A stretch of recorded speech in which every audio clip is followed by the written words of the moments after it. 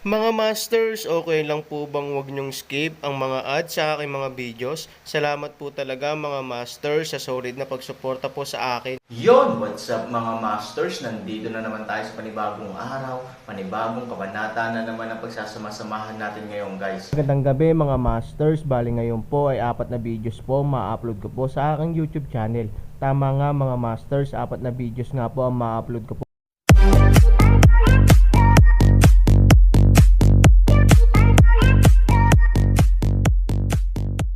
Bali mga masters, kung bago ka pa lang po sa aking YouTube channel, please click the subscribe button, lalong-lalo na po yung notification bell guys, para maging connected pa rin tayo sa isa't isa at maging updated kayo sa mga susunod ko pang video. Bali mga masters, bago natin umpisahan ng kwento ay mag-shoutout po muna tayo para sa mga solid nating tagapakinig. Shout out kay Renz Rigor at shout out kay Eric Francisco. Yun na nga mga masters, no? Bali hindi na ito patagalin. In 3, 2, 1, let's go!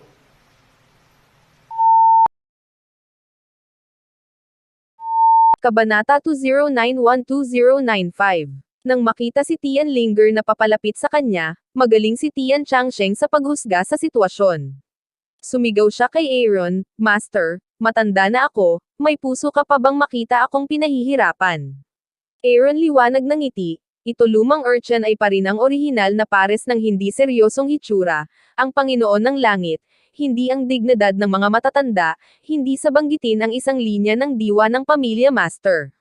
Tama, kapag nakita ko ang aking Panginoon, paano ko titigilan ang pagtawag sa mga tao? Nakangiting sabi ni Aaron. Si Tian Hongwei ay hindi maaaring tumawa o umiyak. Bagamat tila katawa-tawa ang ganitong uri ng eksena, mapagkakamalang iisipin ng iba na hindi iginagalang ng Aaron ang mga tao, ngunit hindi ang ganitong uri ng pagtrato ang maaaring matamasa ng mga ordinaryong tao. Minsan ay minamaliit ni Tian Hongwei ang Aaron at hindi man lang naisip na ang Aaron ay maaaring gumawa ng malaking pag-unlad sa Yuncheng. Ngunit ngayon, kahit siya ay labis na natutuwa na ang kanyang pamilya ay may ganoong relasyon sa Aaron. Ang dalawahang relasyon sa pagitan ng master at apprentice at kapatid na lalaki at babae ay magagarantiyahan ang katayuan ng Changjia sa Cloud City. Master, nabalitaan ko na malayo ang narating mo sa pagkakataong ito. Bakit ang aga mo bumalik? Tinanong ni Chan Changsheng ang Aaron, ang panlabas na balita ay umalis si Aaron sa Cloud City. Ang mga taong tulad ni Chan Changsheng ay walang ideya na ang Aaron ay napunta sa Apocalypse, pabayaan kung anong uri ng lugar ang Apocalypse. Ang tagal na kitang hindi nakikita, lalong sama-sama ang utak mo. Pagbalik ko, ano pa bang magagawa ko maliban sa pagsalubong sa summer? Sabi ni Aaron. Tumanggo si Tian Changsheng at sinabing, anong problema ng madre? Pagdating sa sitwasyon ni Ivory, ang ekspresyon ni Aaron ay hindi namamalayan na nagiging seryoso, dahil hindi siya sigurado kung ano ang magiging Ivory. Sa orihinal, dapat ay kasama niya si Ivory, ngunit natatakot siyang maapektuhan ng kanyang pag-aalala ang pag-unlad ng sitwasyon, kaya umalis na lang siya sa Hillside Villa. Sigurado akong gagaling siya, sabi ni Aaron. Nang makita ang pagbabago ng ekspresyon ni Aaron, sinabi rin ni Tian Linger, Lolo, kalokohan ang tanong mo. Siyempre, gagaling ang kapatid ko. Alam ni Tian Changsheng na nagkamali siya sa pagpapahayag ng sarili, kaya iniba na lang niya ang paksa at nagtanong, gusto mo bang bumalik sa pagkakataong ito? Pumunta ka. Hindi gustong sabihin ng Aaron, pagkatapos ng pagsalubong sa tag-araw, aalis ako kaagad. Ang ikalawang mundo ay naging isang malaking problema sa Aaron's isip. Kung hindi malulutas ang usaping ito sa lalong madaling panahon, hindi magiging ligtas sina Ivory at Han Nayan. Kaya naman, umaasa siyang makapunta sa ikalawang mundo sa lalong madaling panahon. Kahit na ang hindi alam sa ikalawang mundo ay nagbibigay sa mga tao ng pakiramdam ng pagpunta sa impyerno, ang Aaron ay walang takot. Kapag nahaharap sa mga bagay na hindi maaaring piliin, ang pinakamahusay na pagpipilian ay upang harapin ang mga ito ng mahinahon, dahil ang pag-aatubili ay hindi maaaring baguhin ang resulta. Hindi ko alam kung may kasabihan na dapat sabihin kaysa sabihin, sabi ni Chan Changsheng. Tara, huwag kang magkunwari. Sabi ni Aaron. Palagi kong nararamdaman na ikaw, ang ekspresyon ni Chan Changsheng ay unti-unting naging hindi sophisticado, at nagpatuloy, mayroon kang malaking responsibilidad. Para sa iyo, ang bagay na ito ay maaaring may kinalaman pa sa kaligtasan ni na Ivory at Nyaner. Aaron mga mata isang pagkakulta, ito lumang Zoro ay talagang matalino, sa kaso ng ganap na hindi alam Apocalypse, walang batayan, kahit na maaring malaman ang ideyang ito. Hindi ito ang maaaring gawin ng mga ordinaryong tao. Napaka-curious ng Aaron. Paano niya ito nahulaan? Anong basehan mo? Curious na tanong ni Aaron. Sinabi ni Chan Changsheng na may mahinang ngiti, bata pa si Niner, lumalaki sa parehong bilis araw-araw. Kapag kailangan mo lang siyang samahan ng iyong ama, at mas gugustuhin mong talikuran ang kumpanya. Hindi pa ba ito seryoso? Maraming nararamdaman si Han Sanchen. Alam ni Tian Changsheng na 3 taon na siya sa pamilya ni Su. Tiniis niya ang kahihiyan at pinagalitan. Ano ang dahilan nito? Hindi ba para kay Ivory lang? Ang ganitong uri ng pakiramdam ay lumampas sa saklaw na mauunawaan ni Tian Changsheng. Pagkatapos ng lahat, siya ang young master ng pamilya Han sa Yanjing. Bakit siya dapat ipahiya sa pamilya Su? Ngayon, nalantad ang pagkakakilanlan ni Aaron, at siya ang naging unang tao sa Yuncheng. Normally speaking, dapat ay kasama niya sina Ivory at Han Nayan sa oras na ito, ngunit pinili pa rin niyang umalis. Kung hindi dahil sa kaligtasan ni na Ivory at Han Nayan, walang maisip na dahilan si Chan Changsheng. Ikaw matandang Zoro, makapangyarihan ka talaga. Napabuntong hininga si Aaron na ang mga pahiwatig na ito ay hindi mga pahiwatig, ngunit maaari pa ring malaman ni Chan Changsheng ang mga bagay na ito. Hindi talaga madali. Umiling si Chan Changsheng at sinabing, hindi sa sapat na lakas ko, ngunit alam kong binibigyang halaga mo sina Ivory at Han Nayan. Marahil ay hindi mo ito mapapansin. Sa paningin ng ibang tao, ang 2 taong ito lamang sa ang mundo mo ay katumbas ng iyong paglisan sa panahong ito. Walang ibang posibilidad maliban sa kanya. Ito ba? Hinawakan ni Aaron ang kanyang ilong, ngunit hindi niya ito namalayan. Hindi niya inaasahan na makikita ito ng lubusan ni Chan Changsheng. Sa katunayan, hindi lang ang engranding pagpupulong ng Tian Chang, kundi pati na rin ang mga katulad ni Moy ang na may parehong ideya. Sa laro, maaaring hindi talaga matanto ni Aaron kung gaano niya binibigyang importansya sina Su Yingxia at Han Nayan, ngunit nakikita ng malinaw ng iba. Sa mundo niya, itong 2 tao lang. Ang pangungusap na ito ay maaaring pinalaki, ngunit ito ay ganap na makatwiran, kung sasabihin kong gusto kong iligtas ang mundo, naniniwala ka ba dito? Tumawa si Aaron. Kumunat ang noo ni Chan Changsheng at medyo mabigat ang mga salitang, save the world, pero parang hindi biro na sabihin iyon mula sa bibig ni Aaron, naniniwala akong naisip at hindi inaasahan ni Tianlinger, para sagutin na para sa kanya, ang tao sa mundo na karapat-dapat sa buong pagtitiwala at hindi nangangailangan ng anumang pagdududa ay Aaron, kaya kahit anong sabihin ng Aaron, paniniwalaan niya ito, kaya napakadelikado para sa iyo. Tanong. Tian Changsheng, ito ay malapit ng mamatay, mahinahong sabi ni Aaron. Biglang kinabahan si Tianlinger at pumunta sa Aaron. Hinawakan lang niya ang braso niya at tinanong, Kuya, anong gagawin mo? Paano ito mapanganib? Kung hindi ka pupunta, sabi niya, tinapik ni Aaron si Tianlinger sa balikat at sinabing, nagbibiro lang ako. Masyado kang seryoso. Sa aking kasalukuyang posisyon, sino pa ang maaaring magbanta sa akin? Simple ang isip ni Tianlinger, at batay sa kanyang pagtitiwala sa Aaron, agad siyang bumitaw at binigyan ng isang kamao si Aaron, na nagsasabing, Kuya, huwag mo akong takutin, higit pa, mahiyain ako. Kung inatake ako sa puso, hinding-hindi ka magkakaroon ng ganoon kagaling na kapatid na tulad ko. Isinasaalang-alang ni Tianlinger ang mga salita ni Aaron bilang isang biro, ngunit ang biglaang pagbabago ng ugali ni Aaron ay nag-alala kay Tian Changsheng, dahil sa kanyang opinyon, ang mga salita ni Aaron ay totoo at talagang hindi biro. Kabanata 2096, 2100. Naglaro ng chess sina Aaron at Tian Changsheng, na nagtapos sa pagkatalo ni Tian Changsheng.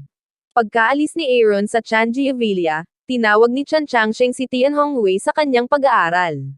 Dad, may sasabihin ka ba? Tanong ni Tian Hongwei. Umiling si Chan Changsheng at sinabing, ano ang pakiramdam mo sa sinabi ni Aaron noon? Di ba sinabi niya lahat? Joke lang. Saving the world is something superheroes can do in movies. It's real life, not movies. Nakangiting sabi ni Tian Hongwei, tinitingnan ang kanyang saloobin, halatang hindi sineseryoso ang bagay na ito. Gayunpaman, para sa mga ordinaryong tao, talagang hindi kami makapaniwala sa mga salita ni Aaron. Gaano kabigat ang bigat ng pagliligtas sa mundo? Sino ang makakagawa ng ganoong bagay? At saka, hindi ito ang pagsiklab ng digmaang pandaigdig. Paano maliligtas ang mundo? Akala mo nagbibiro siya, pero akala mo tinatago lang niya sa biro ang katotohanan. Sabi ni Tian Changsheng sa malalim na boses. Walang choice si Tian Hongwei kundi ngumiti. Casual na sinabi ni Aaron na si Tian Changsheng ang nasa linya. Masyadong exaggerated ito. Bagamat alam ni Tian Hongwei kung gaano pinahahalagahan ni Tian Changsheng ang Aaron, at inamin din niya na talagang makapangyarihan ang Aaron, kailangan ba talagang tumaas sa ganoong antas? Dad, huwag mo nang masyadong isipin yun. Huwag kang mag-alala dahil sa isa niyang biro. Payo ni Tian Hongwei. Tumingin si Tian Changsheng kay Tian Hongwei, hindi napigil ang umikot, sinabi, alam kong napipilitan kang aminin ang kahusayan ng Aaron, dahil ang katotohanan ay nasa harap mo, kailangan mong paniwalaan ito, ngunit mayroon ka pa ring isang paghihiwalay sa Aaron sa iyong puso, ngunit ano sa palagay mo ang makapagpapaalis sa Aaron sa Yuncheng sa panahong ito? Hindi pinabulaanan ni Tian Hongwei. Sa kanyang puso, talagang hindi siya nasisiyahan sa Aaron. Ang kawalang kasiyahan na ito ay malamang na nagmula sa selos at huling pakikibaka sa kanyang puso. Kung tutuusin, hindi siya optimistic tungkol sa Aaron noon, na nagpakita na mayroon siyang malaking problema sa kanyang paningin. Dad, you'd better stop thinking. If something really happened, you'll know sooner or later. It's no use guessing now. Sabi ni Tian Hongwei. Bamantong hininga si Chan Changsheng. Napakalakas ng kuryusidad ng mga tao. Gusto pa niyang imbestigahan ang bagay na ito. Sa kasamaang palad, ang enerhiya ng mga Tians ay nasa Cloud City lamang. Napakahirap para sa mga Tians na mag-imbestiga sa mga bagay sa labas ng Cloud City. Kung iba ang mundo, sana makita ko ito bago ako mamatay, sabi ni Chan Changsheng. Pagkaalis ni Aaron sa Changjia, hindi na siya nagmamadaling bumalik sa Hillside Villa. Sa halip, naglakad-lakad siya sa mga kalye ng Yuncheng. Wala siyang espesyal na layunin. Gusto lang niyang makita ang pamilyar na lungsod na ito. Malinaw na sinabi ni Lilaw ang panganib ng ikalawang mundo, at alam mismo ni Aaron na ito ay isang paglalakbay ng kamatayan. Ang dahilan kung bakit pinipilit niyang pumunta ay kailangan niyang sumama sa kaligtasan ni Su Yingxia at Han Nayan. Ang mood ngayon ng Aaron L ay parang palom sa pamilyar na lungsod ng Cloud City. Kung sakaling wala na siyang pagkakataong makabalik, mabubuhay niya ito bago siya mamatay. Halika sa Moy ang dati upang mamili, Aaron unconsciously nagsindi ng sigarilyo. Sa unang pagdating niya sa bahay ni Sue, araw-araw ay tumitingin si Aaron sa likod ni Ivory.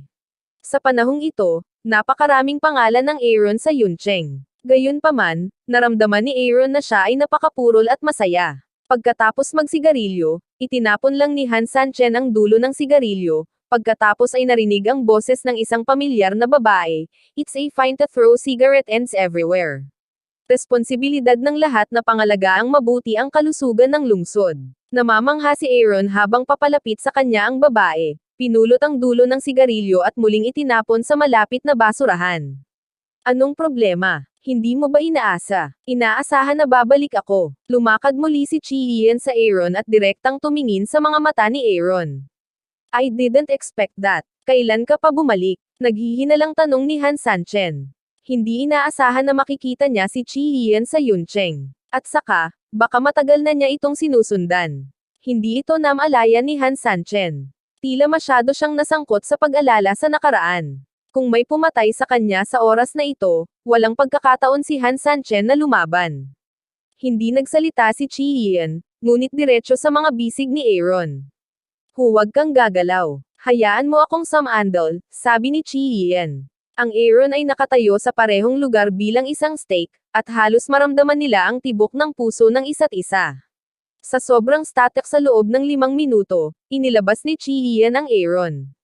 Si Chi Yian, na halatang basa ang mga mata, ay nagsabi kay Han Sanchen, sa katunayan, matagal na akong nakabalik sa Yuncheng.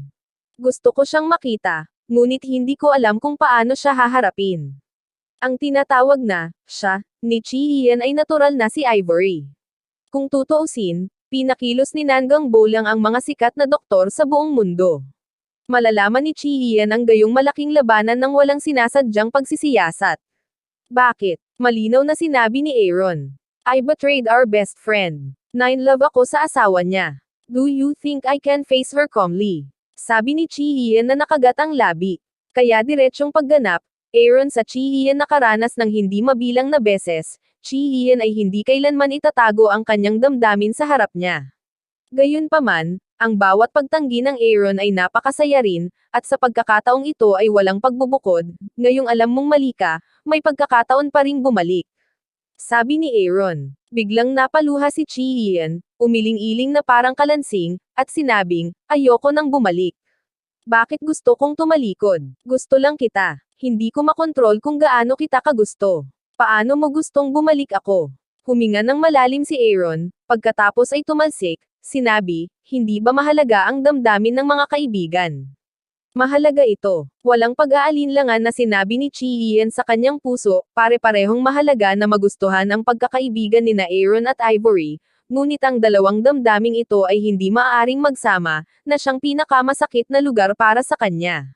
Sa pagkakataong ito pabalik sa Yuncheng, matagal nang nahihirapan si Chi Ian. Noong una, binalak niyang talikuran ang pagbabalik sa Estados Unidos, ngunit sa oras na ito, nabalitaan niyang bumalik na ang Aaron sa Yuncheng, kaya hindi siya direktang umalis. Para kay Chi Ian, alin sa dalawang damdaming ito ang mas mahalaga, mayroon siyang tiyak na numero sa kanyang isip.